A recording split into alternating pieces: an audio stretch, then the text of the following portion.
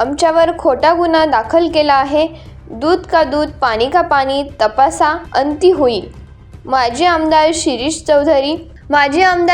चौधरी यांच्या घरावर झालेला हल्ला संदर्भात पत्रकार परिषदेत दिली माहिती. नंदुरबार येथील माजी आमदार शिरीष चौधरी तथा नवनिर्वाचित उपनगराध्यक्ष प्रथमेश चौधरी यांच्या घरावर अज्ञात हल्लेखोरांनी शनिवारी रात्री हल्ला करून घराच्या काचा व प्रवेशद्वाराचे नुकसान तसेच वाहनांचे नुकसान करण्यात आले. नंदुरबार नगरपालिकेच्या उपनगराध्यक्षपदी प्रथमेश चौधरी यांची निवड झाल्यानंतर काढण्यात आलेल्या मिरवणुकीवर दगडफेक करण्यात आली होती. या संदर्भात दगडफेकीनंतर आपसात तडजोड झाल्याने एकमेकांवर गुन्हा दाखल न करता मिरवणूक मार्गस्थ झाली होती. मात्र या घटनेच्या पडसाद उमटले. याच दिवशी शनिवारी रात्री काही अज्ञात हल्लेखोरांनी माजी आमदार शिरीष चौधरी यांच्या घरावर हल्ला केला होता. या संदर्भात गुन्हा दाखल करण्यात आलेला आहे. पोलीस तपास सुरू आहे. या संदर्भात येथील हॉटेल हिरा एक्झिक्युटिव्ह मध्ये माजी आमदार शिरीष चौधरी यांनी आज पत्रकार परिषद घेऊन पत्रकारांना माहिती दिली. तसेच यावेळी त्यांनी आपल्या घरावरील हल्ला या संदर्भातले CCTV फुटेज देखील दाखवले. यावेळी त्यांच्या समवेत डॉक्टर रवींद्र चौधरी, नगरसेवक किरण रघुवंशी, प्रेम सोनार, भरत चौधरी उपस्थित होते.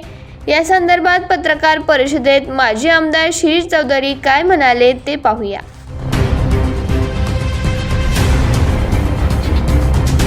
आज पत्रकार परिषद याच्यासाठी घेतली की परवाच्या दिवशी जे रात्री आमच्या घरावर सशस्त्र दरोडा जो पडला तेव्हा आमच्या घरावर जो जीवे ठार आमच्या पूर्ण परिवाराला जीवे ठार मारण्याच्या हेतूने काही लोकांनी काय गावगुंडांनी जे अवैध धंदे नेहमी चालवत असतात असं सगळ्यांनी आमच्या घरावर हल्ला केला. त्या संदर्भात आम्ही आज पत्रकार परिषद घेतलेली होती आणि यामध्ये पोलीस प्रशासनाला आम्ही फिर्याद देत असताना जे CCTVचे फुटेज आम्ही दिलेले आहेत त्या फुटेजमध्ये विशिष्ट लोक यांच्यावर असंख्य गुन्हे, मर्डरचे गुन्हे आहेत, 307चे गुन्हे आहेत, लोकलचे गुन्हे आहेत, असं अवैध धंदे चालवणारे त्या परिसराचे पोरं आहेत आणि यांच्या मागे जो आखा आहे यांना नेहमी सपोर्ट करतो, राजकीय पाठबळ देतो, राजकीय संरक्षण देतो, या मागचा जो आखा आहे याने या पद्धतीने आमच्या घरावर हल्ला करण्याचा त्यांनी सांगितलेलं आहे.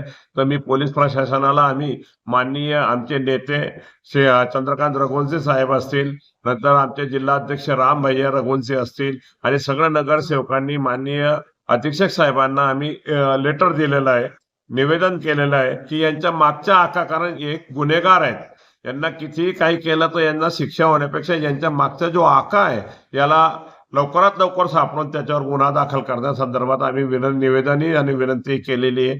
त्यामुळे आजही आम्ही माझ्या लेटर पॅडवर आम्ही त्यांना सांगू की याच्या मागचा जो सूत्रधार आहे हा मेन सापडायला पाहिजे, कारण हा सापडल्यावरच सगळं काम होईल. त्यांचे मोबाईलचे सगळे CDR चेक करा, कुणाचे फोन आलेले आहेत, कुणाचे आलेले आहेत, प्रशासनाला त्यांच्याबद्दल कुणाचे फोन आलेले आहेत यांचीही तुम्ही चौकशी करा, असं निवेदन आम्ही अधीक्षक साहेबांना देतो. ही मागणी केलेली आहे की या आरोपींना कठोर कारवाई करण्यासाठी यांच्यावर मोक्याच्या याच्याने संघटित गुन्हेगार आहेत ते, त्याच्यामुळे यांच्यावर मोका लावण्याची आम्ही विनंती केलेली आहे. त्यांनी सांगितलं की कायद्यामध्ये ज्या पद्धतीने बसेल तसं आम्ही यांच्यावर कठोर कारवाई करू, असं आम्हाला अधीक्षक साहेबांनी आश्वासन दिलेलं आहे. हा जो आमच्यावर खोटा गुन्हा दाखल करण्यात आलेला आहे हा राजकीय स्टंट म्हणून करण्यात आलेला आहे की जेणेकरून यांच्या नावाने गुन्हा दाखल केला तर ही केस कॉम्प्रोमाइज व्हायला पाहिजे, या हिशोबाने त्यांनी हे खोटे गुन्हे दाखल करण्यात आलेले आहेत. परंतु पोलीस प्रशासन त्यामध्ये सखोल चौकशी करतील आणि याच्यात जे दूध का दूध आणि पाणी का पाणी आहे ते निश्चित करतील.